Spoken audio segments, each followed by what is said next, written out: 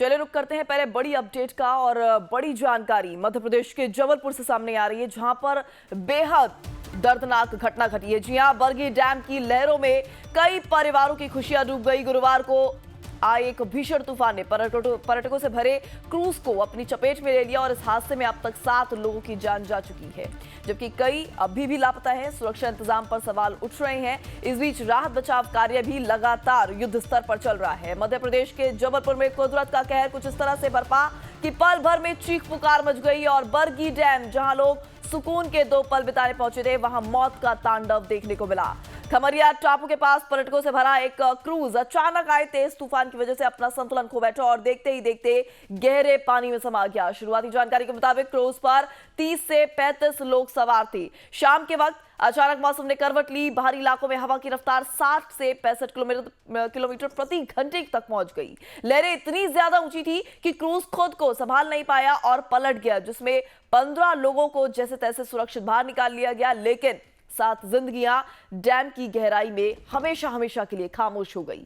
फिलहाल एनडीआरएफ और गोताखोरों की टीम लगातार लापता लोगों की तलाश में जुटी हुई है। मुख्यमंत्री ने हादसे पर दुख भी व्यक्त किया है और जांच के आदेश दिए हैं। साथ ही साथ उन परिवारों का क्या, जिनकी दुनिया इस लापरवाही की भेंट चढ़ गई, ये अपने आप में ही अहम है।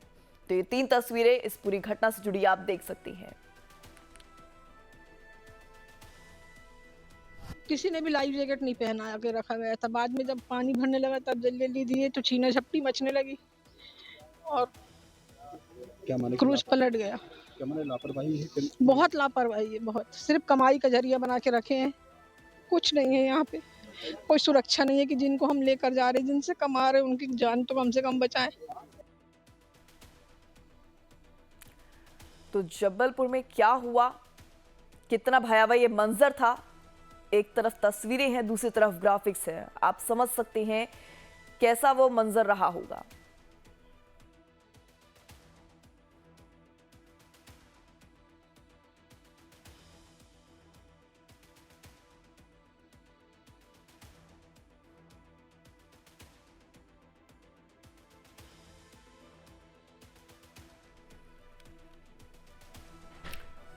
तो तस्वीरें आप देख सकते हैं किस तरीके से मौके पर चीख पुकार मच गई जब इस डैम में क्रूज डूब गया। जानकारी है कि 30 से 35 लोग सवार थे। ये क्रूज जब इन लहरों में था और देखते ही देखते इस गहराई में समा गया। हालांकि आपको बता दें, रेस्क्यू ऑपरेशन फिलहाल अभी भी जारी है। तो वहीं इसी पर ज्यादा जानकारी के लिए हमारे साथ जुड़ रहे हमारे संवाददाता नितिन ठाकुर। नितिन, जिस तरह की जानकारी सामने आ रही, रेस्क्यू ऑपरेशन फिलहाल अब भी जारी है, तो कहां तक पहुंच पाया है अभी तक रेस्क्यू ऑपरेशन? नितिन जी, जिस तरह से मैंने रात को बताया था कि देर रात में जो परेशानी आ रही है गोताखोर एसडीआरएफ की टीम को, जो कि जो रेस्क्यू ऑपरेशन चल रहा था उसमें दिक्कत आ रही थी, लेकिन सुबह से ही रेस्क्यू ऑपरेशन फिर वापस स्टार्ट हो चुका है। और ये बता दूं, एसडीआरएफ के साथ साथ अब सेना के जवान भी आ गए हैं। जिस तरह से जो बरगी डैम है वो मध्य प्रदेश का सबसे बड़ा डैम है। जो क्रूज के अंदर जो लोग लापता थे वो कई जो डैम के अंदर नर्मदा नदी के अंदर है, तो उसको ढूंढने के लिए जो सेना के जवान हैं वो अब अपने जो यंत्र हैं उनको लेकर वो नर्मदा नदी डैम के अंदर उतर चुके हैं। तो वो आसपास जो बताया जा रहा है कि 10 से अधिक लोग जो अभी भी तलाश जिनकी की जा रही है उनको ढूंढने का प्रयास किया जा रहा है।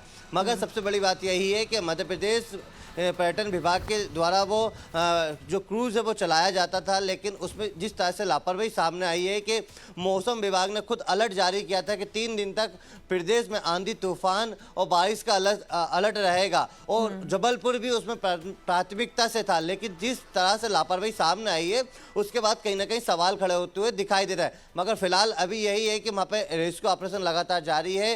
वहाँ पर 2 मंत्री राकेश सिंह और जो पर्यटन मंत्री है धर्मेंद्र लोधी वो भी मौजूद हैं। तमाम प्रशासनिक अधिकारी वहाँ पर मौजूद है, लेकिन फिलहाल अभी 7 सब बाहर निकल चुके हैं। जो क्रूज है उसको निकालने का प्रयास किया जा रहा है और क्रूज तक पहुँचने के लिए वहाँ पर एक पॉकलेन मशीन और एक क्रेन का उपयोग किया जा रहा है। जैसे ही, क्योंकि वो बीच डैम जो बरगी डैम है उसमें बीच टापू पर था, तो लेकिन उसको पास पहुंचने के लिए रास्ता बनाया गया है। तो धीरे धीरे रास्ता बनाते हुए वो क्रेन और जो पॉकलेन मशीन वहाँ पहुंच गई है और उसे रस्सी के माध्यम से बाहर लाएगा। लेकिन ये भी बता दूं कि उस क्रूज को जब निकाला जाएगा तो तभी पता चलेगा उसके अंदर कितने लोग अभी भी मौजूद है। ठीक है, लेकिन नितिन, जैसा कि आपने बताया कि मौसम विभाग ने पहले ही चेतावनी जाहिर कर दी थी, लेकिन बावजूद इसके क्रूज को पानी में उतारा गया। ऐसे में इस लापरवाही को लेकर क्या अभी तक प्रशासनिक टीम की तरफ से, प्रशासन की तरफ से क्या कोई कार्रवाई हुई है?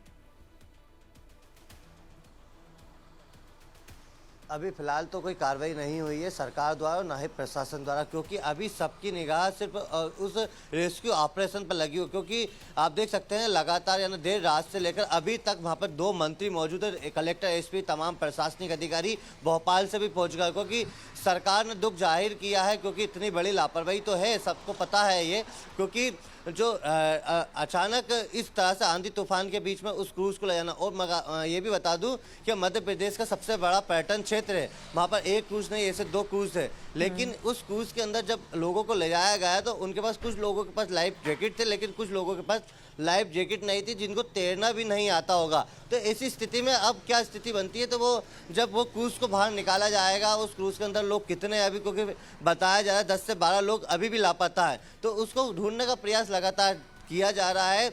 मगर सबसे बड़ी लापरवाही यही है कि जो पर्यटन विभाग है और जो क्रूज संचालक है उस पर एफआईआर दर्ज होना चाहिए, उसकी लापरवाही जरूर देखने को मिल रही है। विपक्ष लगातार सवाल भी खड़ा कर रहा है, क्योंकि जब मौसम विभाग ने अलर्ट जारी कर दिया था तो इसके बीच में लापरवाही, कुछ चंद पैसों कमाने के लिए उन्होंने लोगों की जान जोखिम में डाल दी। ठीक है, बिल्कुल अपने आप में ही काफ़ी अहम हो गया है। और ऐसे में अब नितिन, ये भी देखा जा रहा है कि विपक्ष भी इस पूरे मामले को लेकर लापरवाही के बड़े आरोप लगा रहा है।